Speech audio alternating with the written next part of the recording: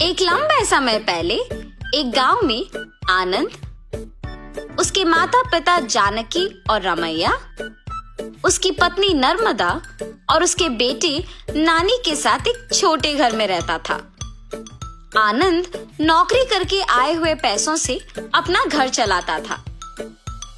जानकी उसकी बहू नर्मदा से सारे काम करवाती थी और उसे हमेशा ताने मार मार के दुखी करती थी, मगर नर्मदा उसे कुछ ना कह के चुप बैठती थी। ऐसे कुछ साल बाद आनंद अपने नौकरी से कमाए पैसों को बचा बचा के एक बड़ा नया घर खरीदता है। आनंद के खरीदे हुए नए घर में बहुत समय से एक भूत रहती थी। ये बात आनंद को नहीं पता था और इसीलिए वो घर खरीदता है और उसके आसपास खाली रहने के कारण दिखने में बहुत शांत सा माहौल था और जानकी में कोई बदलाव नहीं आया। नए घर में जाने के पहले ही दिन नर्मदा की गलती के बिना ही उसे ताने मारती है। दुखी होकर नर्मदा बिना कुछ खाए और सोए अपने कमरे में जाकर रोती रहती है। तब उस घर में मौजूद भूत नर्मदा को रोते हुए देख उसके पास आती है। बगल में परछाई को देख नर्मदा तुरंत खड़े हो जाती है। तब वो भूत नर्मदा के सामने आके खड़े हो जाती है। उसके चेहरे पे घाव, खुले बाल देख के नर्मदा डर जाती है। बाप रे, भूत भूत! डरो मत, मैं तुम्हें कुछ नहीं करूंगी। तुम हमारे घर में क्यों आई हो? तुम लोग ही मेरे घर आए। ये तुम्हारा घर है? हाँ, ये मेरा घर है। इसी में मैं मर गई। मेरे मरने के बाद ही तुम लोग यहाँ आए। ऐसे कह के अचानक नर्मदा में घुस जाती है। हा हा हा!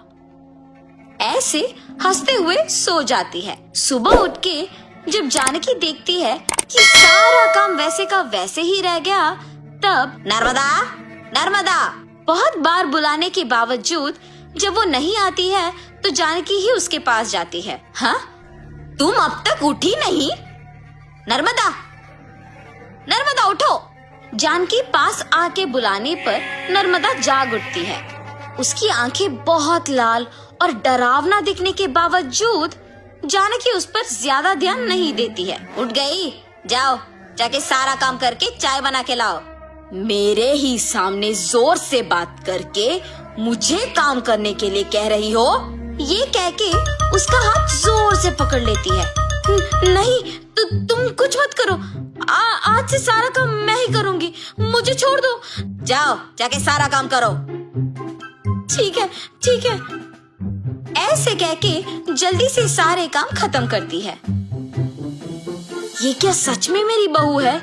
इसके मुंह से कभी एक लफ्ज भी नहीं निकला और आज ये मुझसे सारा काम करवा रही है।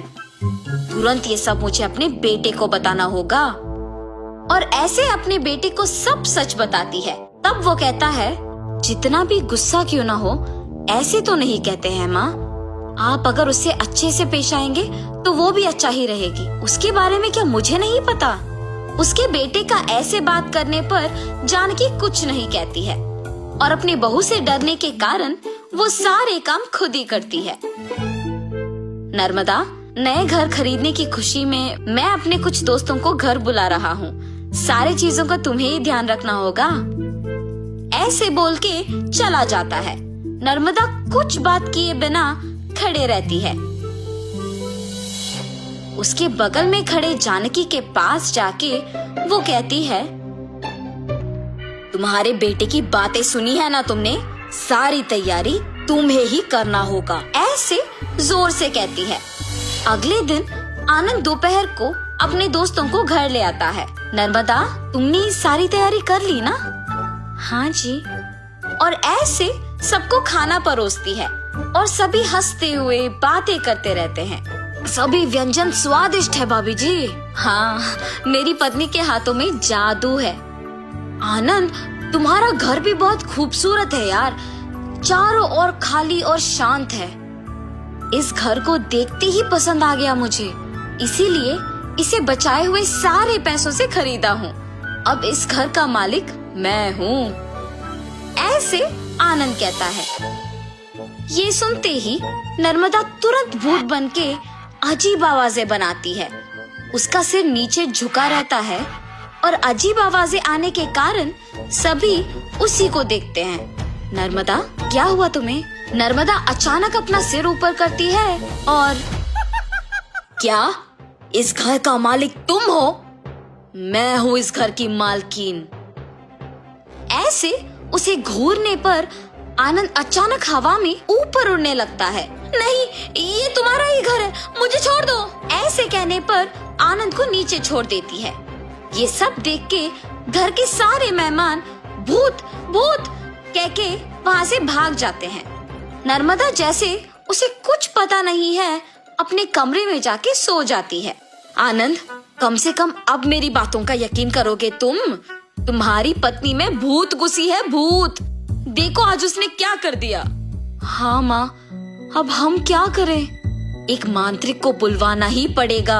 हाँ ठीक है माँ, कल उसी के पास जाएंगे। और ऐसे जब सब बैठे हुए थे, नर्मदा आती है और सभी डर जाते हैं। तब उन्हें देख कहती है, क्यों सब मुझे देख के डर रहे हैं? क्या हुआ तुम सबको? कुछ नहीं, अब आप तो कुछ भी कर सकते हो ना। क्या करना है मुझे? मैं जो बोलूँगा तुम नहीं कर पाओगी। मैं नहीं कर पाऊंगी? पहले बोलो। अच्छा, क्या तुम इस बोतल के अंदर घुस के वापस बाहर आ सकती हो? इतना ही, और मैं ये नहीं कर पाऊंगी? देखो। ऐसे बिना कुछ सोचे समझे नर्मदा में घुसी आत्मा अचानक उस बोतल में घुस जाती है और तुरंत जानकी उस बोतल का ढक्कन बंद कर देती है। भूत को मैंने इस बोतल के अंदर बंद किया है, अब इसे गांव के अंत में फेंक के आना होगा। और ऐसे उस बोतल को गांव के एकदम अंत में फेंक के आ जाती है। तब से जानकी अपनी गलती सुधार के अपनी बहू को ताने मारना बंद कर देती है। भूत के चले जाने पर सभी उनके नए घर में खुशी से जीते हैं।